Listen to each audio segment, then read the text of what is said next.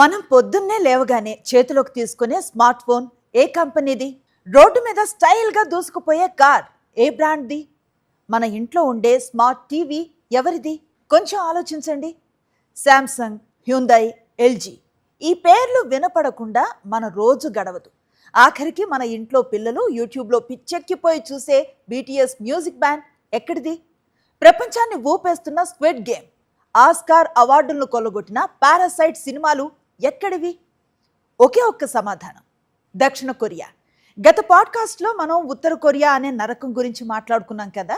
మరి దానికి కేవలం కొన్ని కిలోమీటర్ల దూరంలో అదే ముక్కలైన కొరియా దేశం నుంచి పుట్టిన ఈ దక్షిణ కొరియా ఇవాళ ప్రపంచాన్ని ఎలా శాసిస్తోంది? ఒకప్పుడు తినటానికి తిండి లేక అల్లాడిన ఒక దేశం ఇవాళ అమెరికా, జపాన్ లాంటి దేశాలకే టెక్నాలజీ ఎగుమతి చేసే స్థాయికి ఎలా ఎదిగింది? ఇవాళ మన పాడ్కాస్ట్లో శూన్యం నుంచి సామ్రాజ్యాన్ని నిర్మించిన దక్షిణ కొరియా సక్సెస్ సీక్రెట్ ఏంటో, ఆ దేశపు రక్తం మరిగించే ఫ్లాష్ బ్యాక్ ఏంటో క్లియర్గా మాట్లాడుకుందాం. కథలోకి వెళ్ళాలంటే మనం 1950ల కాలానికి వెళ్ళాలి. రెండవ ప్రపంచ యుద్ధం తర్వాత కొరియా రెండుగా విడిపోయింది సరే, కానీ 1950 జూన్ 25న ఉత్తర కొరియా సైన్యం సడన్ గా దక్షిణ కొరియా మీద పడి దండయాత్ర చేసింది. 3 ఏళ్ల పాటు రక్తపాతం. ఎంతలా అంటే దాదాపు 30 లక్షల మంది చనిపోయారు. ఇళ్లు కూలిపోయాయి, ఫ్యాక్టరీలు బూడిదయ్యాయి. 1953లో యుద్ధం ఆగే సమయానికి దక్షిణ కొరియా పరిస్థితి ఎలా ఉందో తెలుసా? అదొక జీవశ్చవం. ప్రపంచంలోనే అత్యంత పేద దేశాల్లో ఒకటిగా మిగిలిపోయింది. తలసరి ఆదాయం కేవలం $67, అంటే మన లెక్కల్లో నెలకు కనీసం $100 కూడా సంపాదించలేని స్థితి. రోడ్ల మీద అనాథ శవాలు, ఆకలి కేకలు.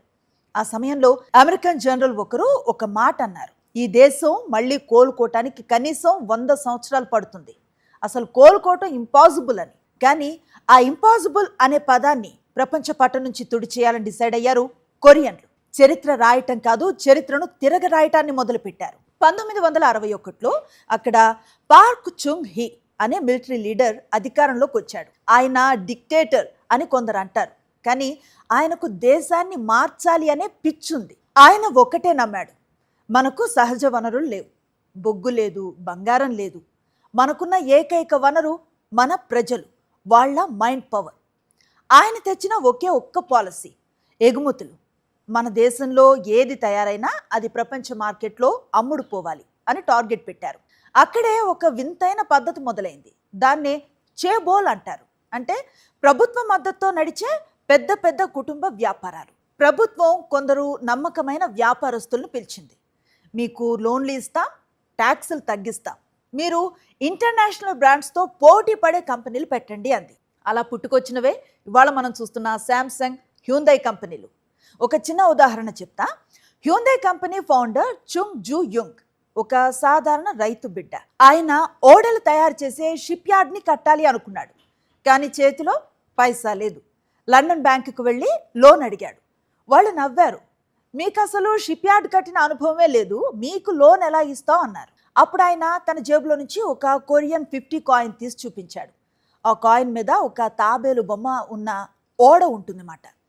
ఆయన బ్యాంకర్లతో అన్నాడు, ఇదిగో చూడండి, బ్రిటన్ వాళ్ళు అసలు ఓడలు కనిపెట్టక ముందే 16వ శతాబ్దంలోనే మా దేశం ఇనుప ఓడలను తయారు చేసింది, మా రక్తంలోనే ఆ టెక్నాలజీ ఉందని గట్టిగా చెప్పి లోన్ సాధించాడు. అది కొరియన్ల కసి.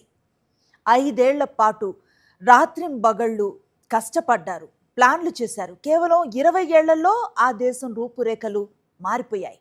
దీన్నే ప్రపంచం miracle on the horn river, horn నది అద్భుతం అని పిలుస్తుంది. కానీ కథ అంత ఈజీగా సాగలేదు. 1997లో ఆసియా అంతటా ఒక పెద్ద ఆర్థిక సంక్షోభం వచ్చింది. దక్షిణ కొరియా అప్పుల్లో మునిగిపోయింది, దివాళా తీసే పరిస్థితి. IMF దగ్గర $58 బిలియన్ అప్పును తీసుకున్నారు. దేశం పరువు ప్రపంచం ముందు పోయింది. అప్పుడు జరిగిన ఒక సంఘటన ప్రపంచ ఆర్థిక చరిత్రలోనే ఎవ్వరూ ఊహించనిది. ప్రభుత్వం ప్రజల్ని ఒక్కటే అడిగింది, దేశం అప్పుల్లో ఉంది, మనల్ని మనం కాపాడుకుందాం అని. అంతే, గోల్డ్ కలెక్షన్ మూవ్మెంట్ మొదలైంది.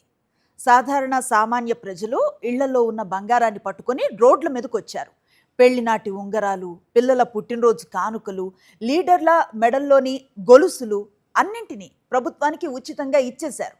దాదాపు 35 లక్షల మంది ప్రజలు లైన్లలో నిలబడి 226 టన్నుల బంగారాన్ని దేశం కోసం దానం చేశారు.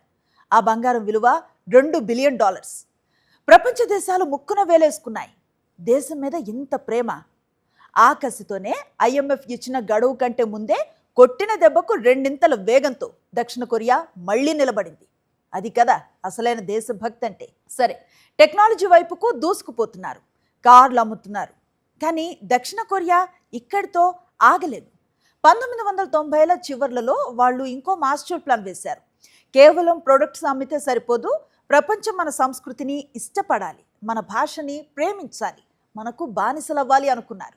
దాన్నే హాల్యూ లేదా కొరియన్ వేవ్ అంటారు. ప్రభుత్వమే ప్రత్యేకంగా ఫండ్స్ను కేటాయించి మ్యూజిక్, సినిమా రంగాల్ని ఒక ఇండస్ట్రీలా మార్చేసింది. దాని ఫలితమే మొన్న మధ్య అమెరికాలో వైట్ హౌస్కి వెళ్ళి గత అధ్యక్షుడు జో బైడెన్ పక్కన కూర్చొని స్పీచ్ ఇచ్చింది మన ఏఆర్ రెహమాన్ కాదు, కొరియాకు చెందిన BTS కుర్రాళ్లే. యూట్యూబ్లో బిలియన్ల కొద్ది వ్యూస్ సాధిస్తూ ప్రపంచవ్యాప్తంగా కోట్ల మంది అమ్మాయిల హృదయాల్ని కొల్లగొడుతున్నారు. ఇక కొరియన్ డ్రామాలు, మన ఇంట్లో వాళ్లకు మన సీరియల్స్ బోర్ కొడితే ఆటోమేటిక్గా నెట్ఫ్లిక్స్లో కొరియన్ డ్రామాలు చూస్తున్నారు. కొరియన్ ఫుడ్ కిమ్చి తింటున్నారు. వాళ్ళలాగే సారంగే అంటూ సైగలు చేస్తున్నారు. ఒక దేశం తన కల్చర్ని ఒక గ్లోబల్ వెపన్లా వాడి ప్రపంచాన్ని ఎలా లొంగ తీసుకుందో చెప్పడానికి దక్షిణ కొరియానే అతిపెద్ద ఉదాహరణ. అయితే నాణ్యానికి రెండో వైపు ఉన్నట్లుగా ఇంత అద్భుతమైన దక్షిణ కొరియాలో కూడా కొన్ని చీకటి కోణాలు ఉన్నాయి. విపరీతమైన పోటీ, చదువుల ఒత్తిడి, కార్పొరేట్ లైఫ్ స్టైల్ వల్ల ప్రపంచంలో అత్యధిక ఆత్మహత్యలు జరిగే దేశాల్లో ఇది కూడా ఒకటి. పెళ్లిళ్ళు చేసుకోవటం మానేశారు, పిల్లల్ని కనటం తగ్గించేశారు. దాంతో ప్రపంచంలోనే అత్యంత తక్కువ బర్త్ రేట్ ఉన్న దేశంగా ఇవాళ దక్షిణ కొరియా ఇబ్బంది పడుతుంది. కానీ ఒక్కటి మాత్రం నిజం, పక్కనే ఉన్న ఉత్తర కొరియా అణుబాంబులను చూపిస్తూ ప్రజల నోళ్లు నొక్కుతూ చీకట్లో మగ్గిపోతూ ఉంటే, ఈ దక్షిణ కొరియా మాత్రం స్వేచ్ఛను నమ్మింది, ప్రజాస్వామ్యాన్ని గౌరవించింది, ప్రజల కష్టాన్ని నమ్ముకొని ఇవాళ ప్రపంచానికే ఒక వెలుగు చుక్కలా నిలిచింది. ఒకే జాతి, ఒకే రక్తం, ఒకే చరిత్ర. కానీ ఎంచుకున్న మార్గాన్ని బట్టి రెండు దేశాల బతుకులు ఎలా మారిపోయాయో చూసారా? ఒకటి బానిసత్వపు చీకటి, ఇంకోటి స్వేచ్ఛ ప్రగతి వెలుగు. ఇదండి ఇవాల్టి మన దక్షిణ కొరియా ముచ్చట. ఈ రెండు దేశాల కథలు విన్నాక మీకేం అనిపించింది? కింద కామెంట్ సెక్షన్లో ఖచ్చితంగా మీ అభిప్రాయాలను షేర్ చేయండి.